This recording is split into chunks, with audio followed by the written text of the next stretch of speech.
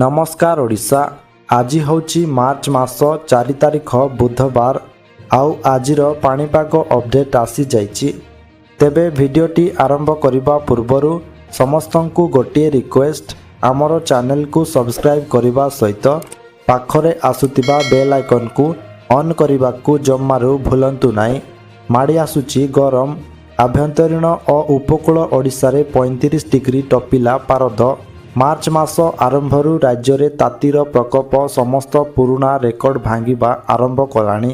होली उत्सव समय रे ताती आहुरी भयंकर रूप धारण करिबो एवं खरार प्रभाव वृद्धि पाइबो बोली सूचना मिलिछि। एबे ठारू ही प्रचंड खरा लोकंकु डराइबा आरंभ कलानी। विशेष करी दिन 10टा परे घरू बाहरिले देह जली पोड़ी गला बोली अनुभव हेउछि। मार्च पहिलारू ठाए ठाए खरा जनजीवन को संपूर्ण अस्तव्यस्त करि पकाइलाणी।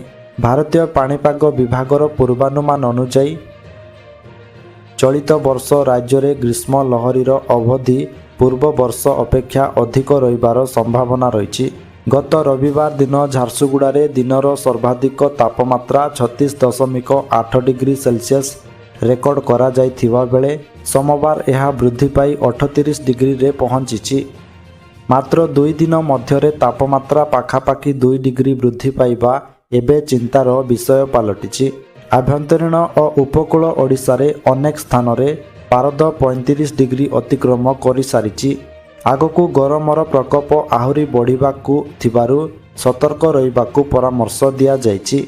अन्यपटे भुवनेश्वर स्थित आंचलिक पाणीपाग विज्ञान केन्द्र पक्षरु आज पाई गुरुत्वपूर्ण सूचना मिलिछि। आज पाई मोट 14टी जिले में हालुका शीत एवं 16टी जिले में हालुका गरम अनुभव हेबो। यह सहित राज्यर समुदाय 30टी जिले में पाग सुखिला रहिबो बोली पूर्वानुमान करा जाइछि। तेबे आज केउ केउ जिला को सतर्क सूचना दिया जाइछि। केउ जिला गुड़िकरे पाग सुखिला रहिबो, ता सहित केउ जिला गुड़िकरे प्रबल गरम हेबो एवं केउ केउ जिले में प्रबल शीत हेबो एवं राज्यर तापमात्रा केते डिग्री सेल्सियस पर्यंत आहुरी बढ़िबो, ता सहित आउ केबे ठारू खरा बढ़िबो एवं होली रे ताती बढ़िबाकू नहीं कौन सूचना रही और एहार प्रभाव किभली रहिबो ताकू नहीं पाणीपाग विभाग कौन अपडेट देइछि।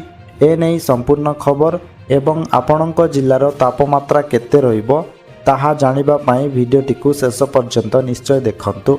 ता सहित चैनल रे नुआ करी आसीथिले आम चैनल जी न्यूज अपडेट को एबे ही सब्सक्राइब करी पाखरे आसुतिबा बेल आइकन को ऑन करी रखंतु। यह द्वारा आपण सबुदिन पाणीपागर सटीक अपडेट सर्वप्रथमे पाई परिबे। तेबे चलंतु डेरी न करी आजिर पाणीपाग अपडेट उपरे नजर पकाई नेबा। भारतीय पाणीपाग विभागर पूर्वानुमान अनुसार मार्च मासरू मे मास मध्यरे असह्य गरम अनुभव हेबो। चलित वर्ष भारत में ग्रीष्म ऋतुर प्रभाव खूब शीघ्र अनुभूत होगाकू जाउछि। भारतीय पाणीपाग विभाग बा आईएमडी पक्षरु मार्च रु मे मास पाई जारी करा जाइथिबा नूतन पूर्वानुमान अनुसार देशर अधिकांश क्षेत्र में तापमात्रा स्वाभाविक ठारू अधिक रहिबो। विशेषकर केंद्रीय एवं उत्तर पश्चिम भारतर अनेक राज्य में प्रबल ग्रीष्म प्रवाह बा हिट वेव देखा देवार संभावना रही। तेबे वर्तमान जानिनेबा आज पाई सबू केउ केउ जिला को येलो वार्निंग, केउ केउ जिले में हालुका गरम अनुभूत हेबो एवं केउ केउ जिले में हालुका शीत हेबो एवं केउ केउ जिले में पाग सुखिला रहिबो बोली सूचना दिया जाइछि। तेबे वर्तमान जानिनेबा आज पाई जो 14टी जिले में हालुका शीत हेबो बोली सूचना दिया जाइछि। उक्त 14टी जिले में हालुका शीत हेबो अर्थात सर्वनिम्न तापमात्रा 30 डिग्री सेल्सियस रु 35 डिग्री सेल्सियस मध्यरे रहिबो एवं एही सबु जिल्ला रे हालुकारु मध्यम धरणर कुहुडी मध्य देखाजिबो बोली कहिछि आंचलिक पाणीपाग विज्ञान केन्द्र। तेबे सेही 14टी जिल्ला गुड़िक हेउछि मालकानगिरी जिल्ला, जेउठी तापमात्रा रहिबो 34 डिग्री सेल्सियस। एहा परे कोरापुट जिल्ला रे 33 डिग्री, रायगड़ा जिल्ला रे 34 डिग्री, नवरंगपुर जिल्ला रे 35 डिग्री, गंजाम जिल्ला रे 35 डिग्री, नुआपड़ा जिल्ला रे मध्य 35 डिग्री। एहा परे कंधमाल जिल्लार फुलबाणी ठारे 34 डिग्री तापमात्रा रहिबो। एहा परे बौद्ध जिल्ला रे 35 डिग्री, ନୟାଗଡ଼ ଜିଲ୍ଲାରେ 34 ଡିଗ୍ରୀ, ପୁରୀ ଜିଲ୍ଲାରେ ମଧ୍ୟ 34 ଡିଗ୍ରୀ। ଏହାପରେ କେନ୍ଦ୍ରାପଡ଼ା ଜିଲ୍ଲାରେ 35 ଡିଗ୍ରୀ, ଯାଜପୁର ଜିଲ୍ଲାରେ ମଧ୍ୟ 35 ଡିଗ୍ରୀ। ଏହାପରେ ଦେଓଗଡ଼ ଜିଲ୍ଲାରେ 33 ଡିଗ୍ରୀ ଏବଂ ଏହାପରେ କେନ୍ଦୁଝର ଜିଲ୍ଲାରେ 35 ଡିଗ୍ରୀ ସେଲସିୟସ୍ ତାପମାତ୍ରା ରହିବ। ତେବେ ଏହାପରେ ଜାଣିବା ଯେଉଁ 16ଟି ଜିଲ୍ଲାରେ ହାଲୁକା ଗରମ ହେବ ବୋଲି କୁହାଯାଇଛି।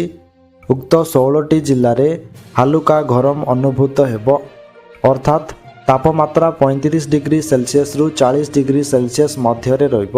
ଉକ୍ତ 16ଟି ଜିଲ୍ଲାରେ ହାଲୁକା ଗରମ ଅନୁଭୂତ ହେବ, ଅର୍ଥାତ୍ ତାପମାତ୍ରା 35 ଡିଗ୍ରୀ ସେଲସିୟସ୍ରୁ 40 ଡିଗ୍ରୀ ସେଲସିୟସ୍ ମଧ୍ୟରେ ରହିବ ବୋଲି କହିଛି ଆଞ୍ଚଳିକ ପାଣିପାଗ ବିଜ୍ଞାନ କେନ୍ଦ୍ର। ତେବେ ସେହି 16ଟି ଜିଲ୍ଲାଗୁଡ଼ିକ ହେଉଛି ଗଜପତି ଜିଲ୍ଲା, ଯେଉଁଠି ତାପମାତ୍ରା ରହିବ 37 ଡିଗ୍ରୀ ସେଲସିୟସ୍। ଏହାପରେ କଳାହାଣ୍ଡି ଜିଲ୍ଲାରେ 36 ଡିଗ୍ରୀ, ବଲାଙ୍ଗୀର ଜିଲ୍ଲାରେ 37 ଡିଗ୍ରୀ, ସୋନପୁର ଜିଲ୍ଲାରେ 36 ଡିଗ୍ରୀ, ଖୋର୍ଦ୍ଧା ଜିଲ୍ଲାରେ 38 ଡିଗ୍ରୀ, ଜଗତସିଂହପୁର ଜିଲ୍ଲାରେ 36 ଡିଗ୍ରୀ, କଟକ ଜିଲ୍ଲାରେ 36 ଡିଗ୍ରୀ, ଢେଙ୍କାନାଳ ଜିଲ୍ଲାରେ 37 ଡିଗ୍ରୀ, ଅନୁଗୁଳ ଜିଲ୍ଲାରେ 37 ଡିଗ୍ରୀ, ଭଦ୍ରକ ଜିଲ୍ଲାରେ ମଧ୍ୟ 37 ଡିଗ୍ରୀ,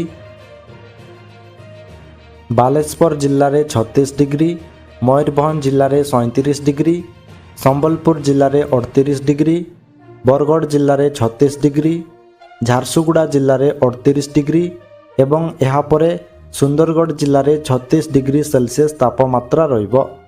ତେବେ ଏହାପରେ ଜାଣିବା ଯେଉଁ ସମୁଦାୟ 30ଟି ଜିଲ୍ଲାରେ ପାଗ ଶୁଖିଲା ରହିବ ବୋଲି କୁହାଯାଇଛି।